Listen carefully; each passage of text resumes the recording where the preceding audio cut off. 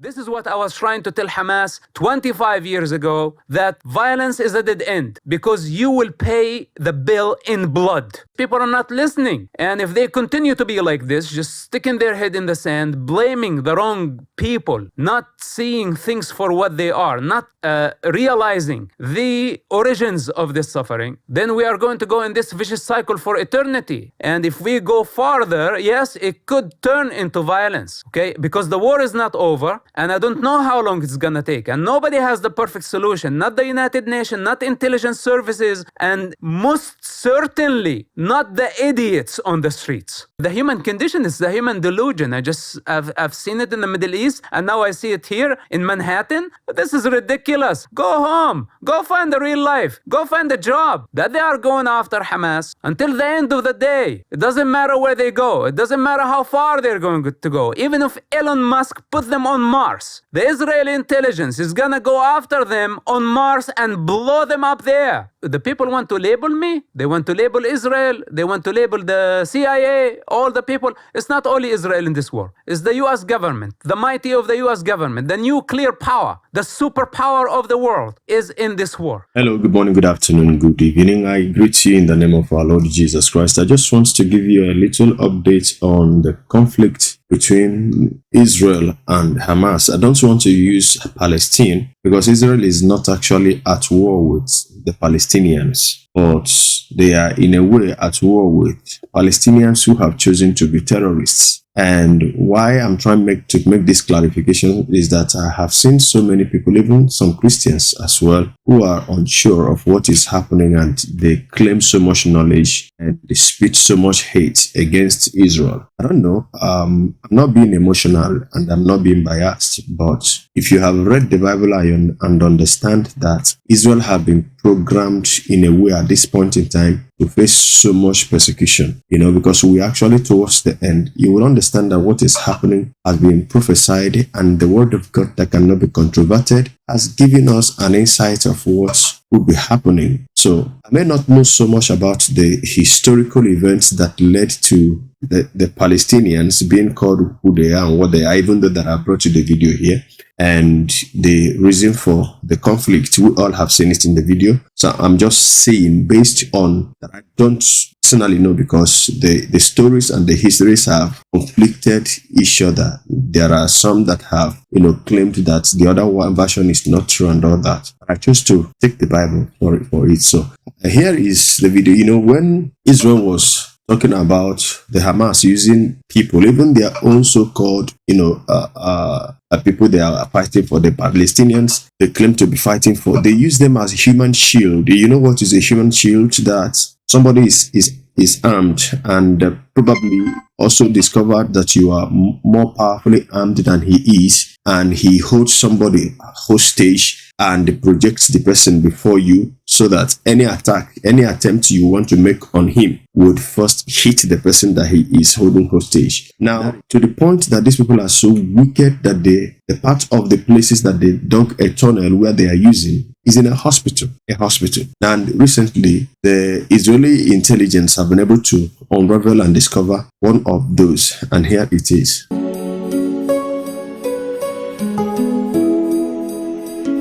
You are welcome to the End Time Truth Television, the channel for the lovers of truth, for the truth of the end time. So if you are a lover of truth, give us a subscription, and God bless you. Shalom.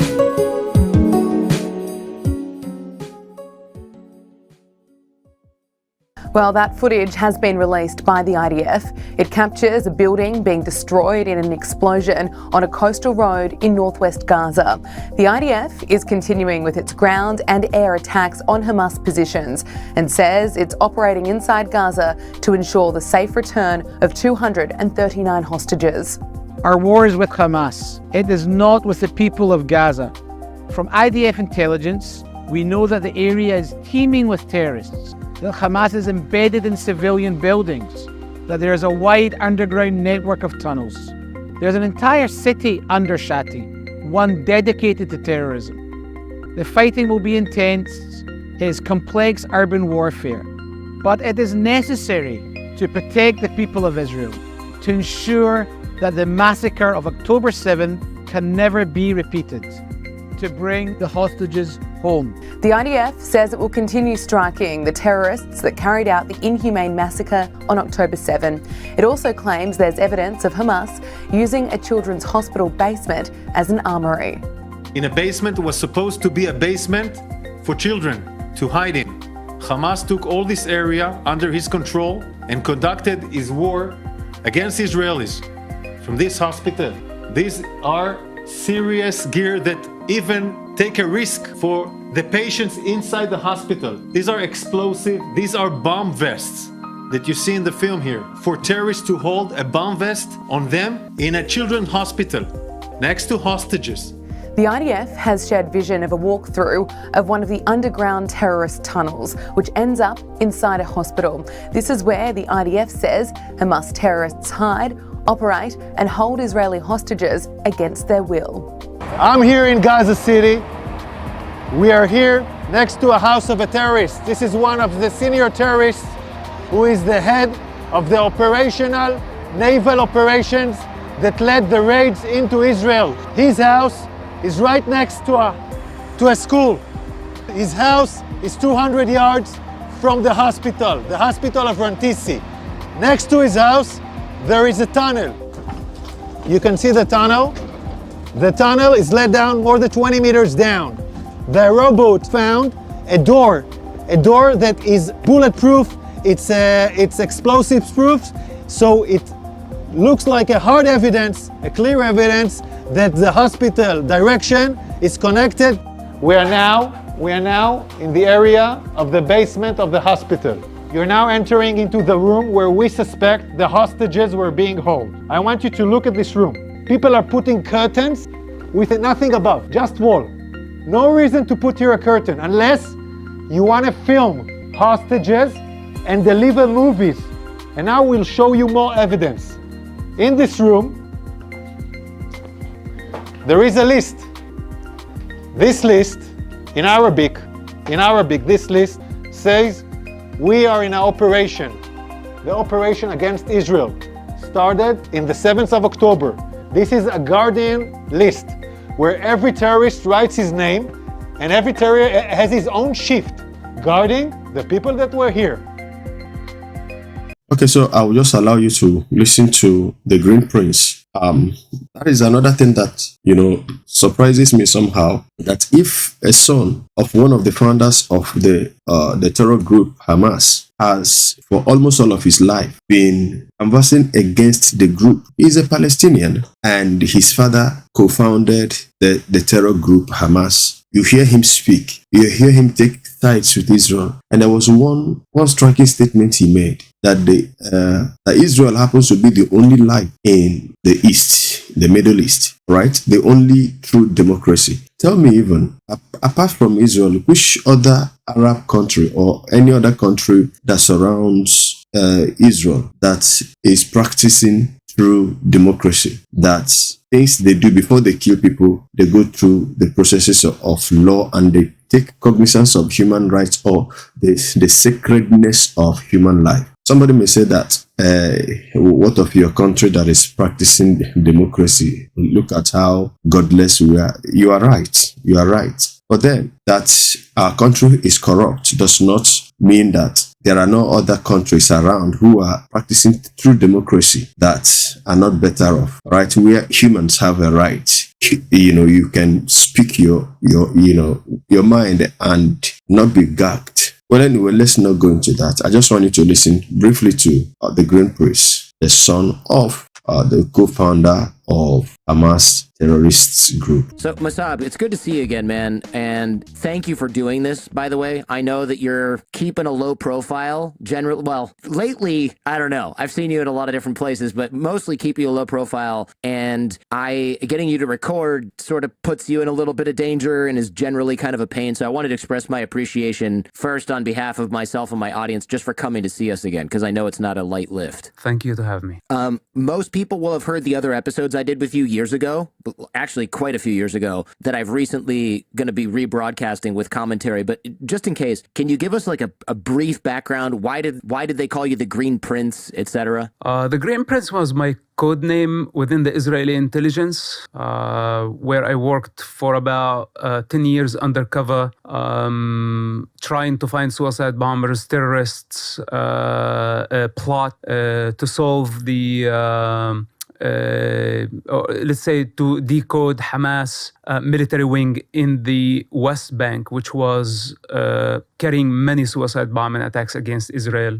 So this was my code name within the Israeli intelligence community. And why did they choose you for this? Because I think a lot of people, they don't really understand what your relationship is with Hamas. My father is one of the co-founders of Hamas movement, and I was his right-hand assistant. So basically, I had my problems with Hamas. It's a very long story. I did not like them since childhood. It was my father's project, but I had problem with Hamas in principle. And as I grew advanced in age, the distance between me and Hamas became wider and wider, and it's still actually getting wider and wider until today. So that was one of the dimensions why I ended up working with the Israeli intelligence. There were, of course, other reasons how I end up in such underground organization dealing with very dangerous people who blew up universities, buses, schools, etc. You can say that I had personal problem with Hamas, but I had a fundamental problem that I saw Hamas was just a very destructive potential. And I realized that my father was going towards self-destruction. Our people were going towards self-destruction. So my rational mind did not allow me to I couldn't be part of Hamas or just to continue with the family business for whatever security it gave me and contradict with my very basic intelligence. Of course, I can go on and on why, I end up working for Israel against my father's own organization. I cannot reduce it into words. This is an evolution. It took many years for me to come to the realization that Hamas was a disease and I needed to fight against it. Yeah, I think for people who really want to deep dive on that, hopefully they've heard the previous episodes that, again, I think you and I spent something like 3 or 4 hours talking about 4 or 5 years ago now, and we'll put those in the feed. But before we get to specifics on the current events, what is your take on this current situation in general? Because you're very opinionated when it comes to this, as you should be. No, honestly, I'm not sure about your term. It's not a matter of opinion. You have an opinion as an outsider of something, but when you have a long practice in a certain reality and you have the experience of at least 30 years of something, living it every day and seeing it grow, then it's not a matter of opinion now. It's not a matter of point of view. It's a matter what it is. And on that authority I speak.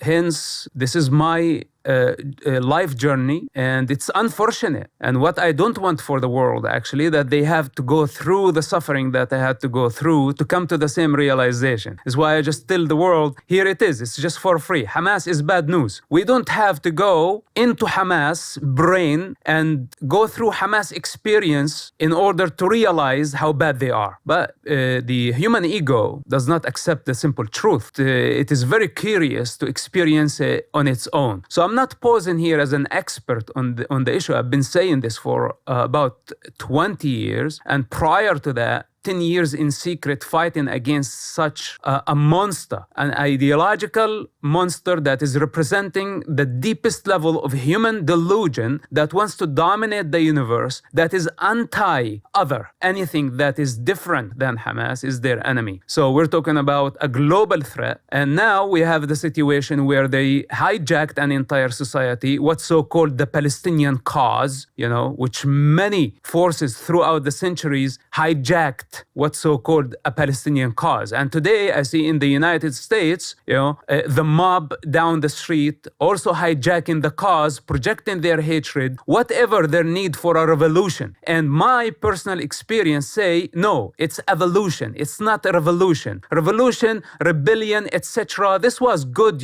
maybe hundreds of years ago. But right now, we came to a point in the human consciousness to realize that it's evolution. It's not a revolution. If we need a quick fix, a fast change, because this is how much desperate we are for change, then it is gonna be violent. So are we willing to pay the bills of violence? This is what I was trying to tell Hamas 25 years ago, that violence is a dead end because you will pay the bill in blood. But they wouldn't listen. My father wouldn't listen. Now the world, and especially the free world, is not listening. That this is an evolution. We need to educate ourselves. We need to grow. We need to work on ourselves, not to blame the other. And that's Hamas' game. And I don't like it. Blaming Israel for the mistakes that Hamas is doing. Hence, I feel the burden, that I have to shout out loud, all the time. Otherwise, people are not listening. And if they continue to be like this, just sticking their head in the sand, blaming the wrong people, not seeing things for what they are, not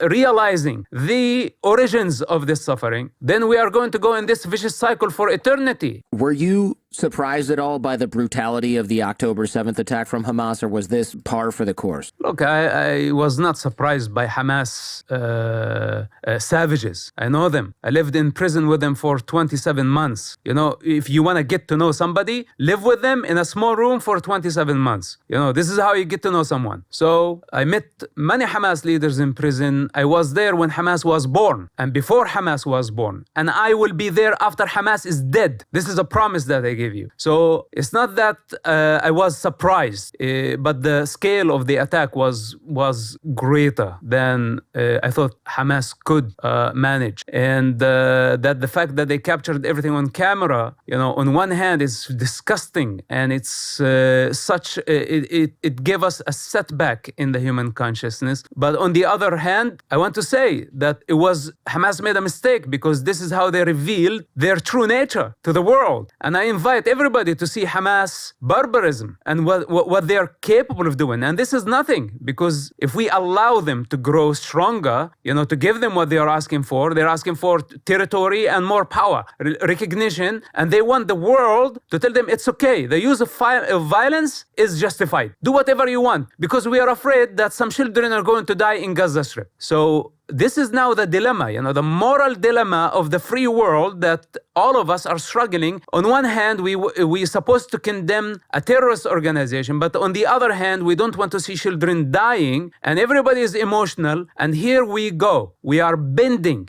We are bowing to the devil instead of saying, okay, children are dying, and it's devastating to see such pictures. But we have to eradicate this Islamist group. We have no other choice. We cannot take just a pill and go to sleep and wake up in the morning and the world is going to be different. We will have to face Hamas sooner or later. If we don't finish them this war today, this time, they are going to be there tomorrow, and they are going to be deadlier. I have to say, I think a lot of what you mentioned, the emotional triggers, watching all these civilian deaths on the heels of another horrific terrorist incident, it's been hard for a lot of people to deal with, and I think for everyone to deal with. And all this talk right now of a ceasefire because of civilians in Gaza, it's tough, because while a ceasefire is what civilians obviously need to stay safe, tactically it seems like a poor move for Israel in many ways. And I wonder what your take is on this. People want to limit civilian deaths, but I don't know if a ceasefire will actually do that long term. Look, yesterday I was sitting at the United Nations Security Council, just right next to the 5 superpower. Russia was just 1 seat away. And I have to tell you that this is their game. They want to rescue Hamas. They're all pushing for a ceasefire because they need Hamas. Hamas is the wild card. Whenever they can activate it. Look what happened in Ukraine, right? And Putin was so desperate to changed the world's attention from Ukraine to the Middle East. And he knew that the Middle East is such a sensitive, religious, the most vulnerable location. If you ignite just a small fire, it turns into a wildfire in no time, and nobody would even think or talk about Ukraine. And he succeeded in that. This is why, for Putin, who hosted Hamas how many times in the past year, how many trips Hamas leaders did to Moscow. And we need to ask Putin, what were they doing in Moscow, with the KGB? So anyway, this is a big game, and even Hamas, the fighters, they don't even know how they've been used by the superpowers. And today the United Nations comes again to rescue Hamas. This is not the first war between Israel and Hamas. This is, what is it, the fourth big war in Gaza? So basically this is their game. They are prepared for a short-term war, and they cannot stand a long-term war. What they need a quick ceasefire where they attack Israel, hurt it so bad, then Israel retaliates, many civilians die, Israel get condemned, Hamas get legitimacy, and more power, more money. This is their game. And, as someone who knows them very well and understand their mentality, I know their brain very well, I say, no, we cannot give them a ceasefire now. Well, I see the children dying on the other hand, but if we don't finish them now, what will happen tomorrow? And for all those who say ceasefire, I say, okay, if we want to go to this extent, and if you want a plan for a ceasefire, then I don't have a problem with it. Let's do a ceasefire. But I have some conditions. First of all, I would like for Hamas to return all the hostages, international and Israeli hostages. Second, Hamas need to give up power,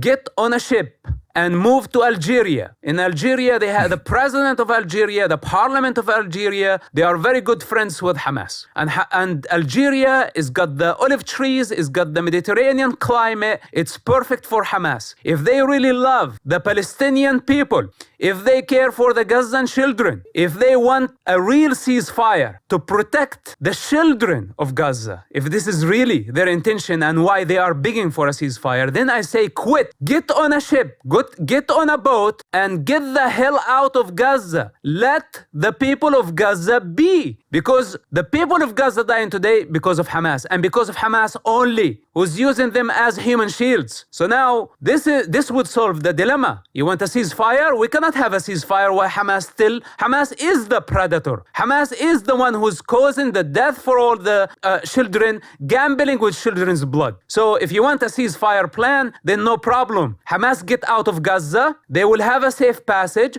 If they want to keep their uniform, their guns, no problem. They can take their guns with them and get the hell out of Gaza and let their children live. Then I'm sure Israel will be willing to withdraw from Gaza and give Gaza back to the Palestinian Authority, more moderate ruler that is more accountable to the international community. They are corrupt. I don't like them either. But at least they are not using children, innocent civilians as human shields. So before we talk about ceasefire, I want to understand who is proposing ceasefire, what's their objective of the ceasefire, what's their goal, what they want to achieve from a ceasefire. Is it giving a lifeline to Hamas? Then this ceasefire is a corrupt ceasefire. It's poisonous. It was not meant to save the children of Gaza. It was meant to save Hamas. And to that ceasefire, I say no. Can you explain the organizational structure of Hamas a bit? I know the top leaders live in Iran, Qatar, and elsewhere, and they're not in the Gaza Strip or the West Bank. They're taking calls by the frickin' pool at a villa somewhere. If we can't get the leaders and cut the head off the snake, does the IDF stand a chance of eradicating Hamas? Would it work to cut the snake into pieces as opposed to taking out the head, just to torture the analogy a little bit? Look, whether you start with the tail or with the head, ideally you start with the head of the snake. But they are under lots of protection. They are under the Russian protection. Even the Chinese are giving them cover. We're talking about the United Nations failing to condemn Hamas as a terrorist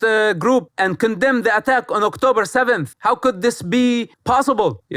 At least condemn them. Instead, they are condemning Israel while it's defending itself. And when we talk about civilian casualties, people are so overwhelmed by 10,000 casualties. I say this is a miracle that we don't have 100,000 dead. Gaza is one of the most populated area on earth. If this was any other democracy versus Hamas, the numbers would be multiplied. I guarantee you that. Because how can you fight a group that is taking an entire society as human shields?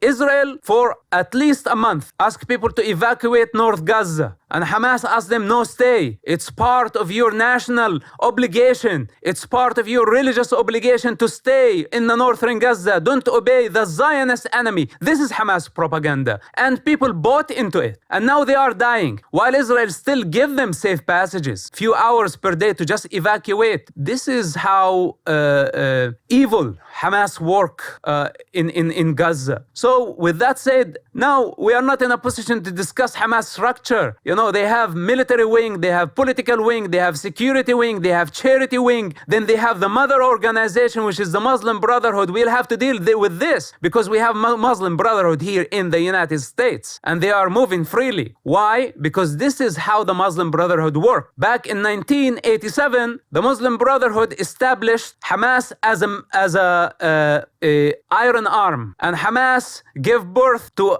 Al-Qassam Brigade, which was a military arm of the movement. Then they gave birth to Al-Majd, which is the secret organization of Hamas concerned of security. So layer upon layer upon layer, and you and I, we can go into Hamas rabbit hole, for the next 100 years. We will never be able to figure them out because they are a matrix of evil, because they meant to be sophisticated to this degree, and they activate themselves whenever they want. If we don't destroy their infrastructure, everything that they stand for the first time, Israel had to bomb mosques.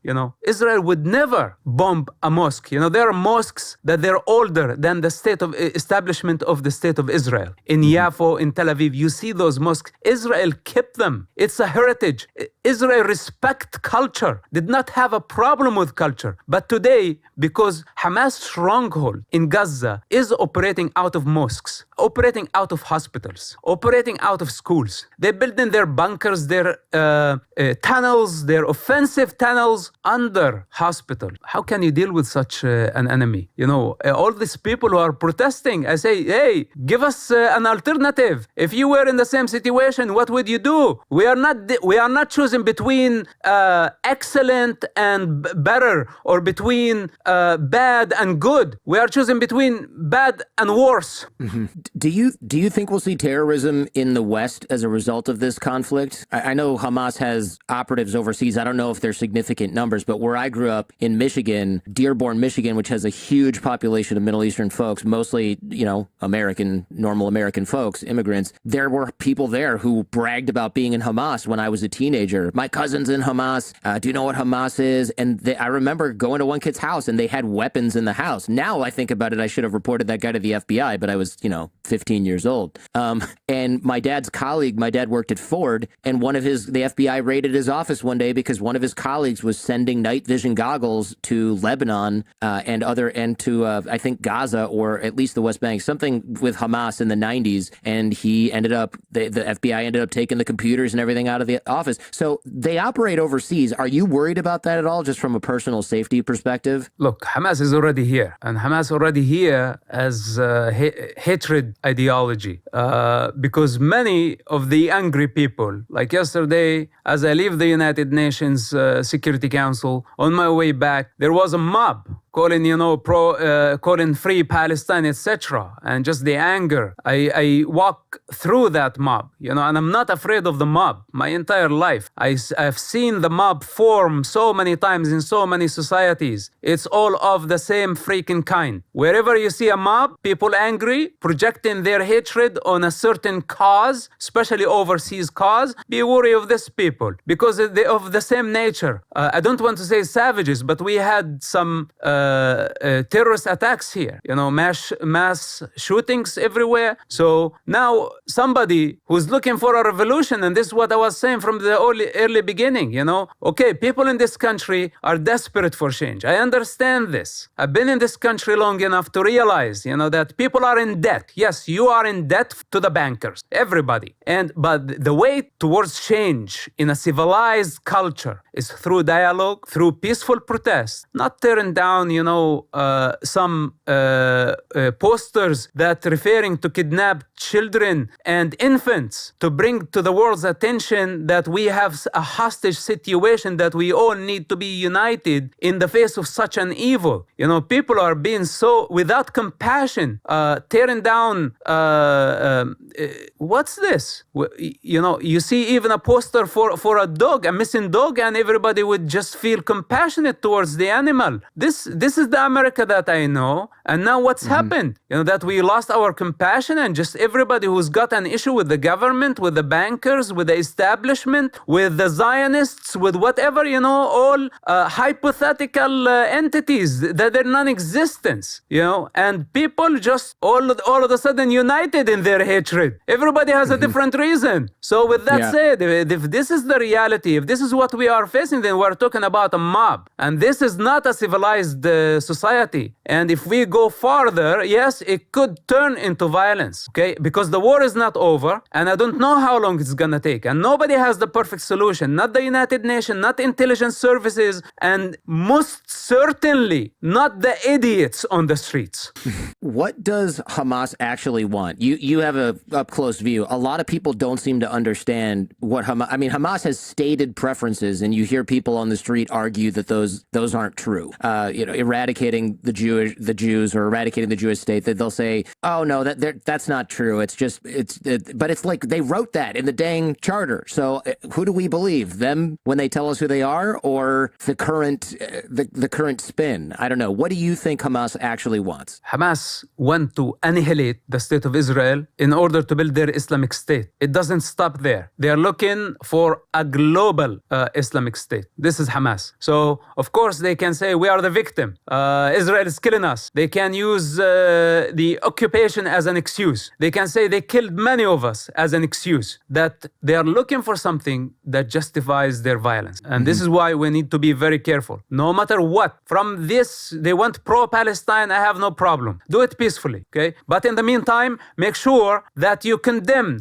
a terrorist organization that want to annihilate a race, a religion, a nation that has contributed so much to the human life, so much to the human evolution. This is the Jewish people. And if we are not compassionate towards this, seeing things for what they are, then we have lost sight. Then we actually shooting ourselves in the head. This is what we are doing. So with that said, okay, you want to be pro-Palestine? First of all, get to know what Palestine is. You will ask down the street, how many people, what Palestine? They don't know what Palestine is. You ask them, what was the name of the prime minister or the king or the president of Palestine prior to the establishment of the state of Israel? They don't know, because there was no such a thing. Because Palestine is such a broad term, and it seems that many people are pleased to project their hatred through this. It's the human condition. It's the human delusion. I've seen it in the Middle East, and now I see it here in Manhattan. This is ridiculous. Go home. Go find the real life. Go find a job. Contribute to life instead of going against and after the most productive people in the universe. The most intelligent people in the universe.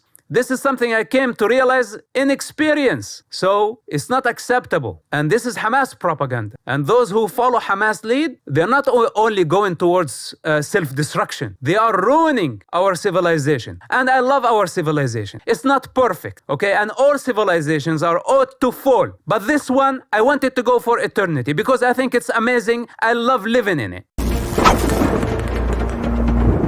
Okay, thank you very much, and God bless you. Stay blessed. I just want you to have access to this. If you want to watch the full video, I will link it in the comment area. In the comment area, so you can follow the link and watch the full video. Right? But then let us know what you think about the video. What do you think? Give us your ideas, and if there is any biblical verse that you want to use to support why what is happening, or if you're against, also give us, because this is a Christian channel, all right? So we believe in the Bible. Give us the scriptural background that negates or that goes against what is actually happening presently. Thank you so much, and God bless you. See you in the next video. Till then, from me to you, shalom.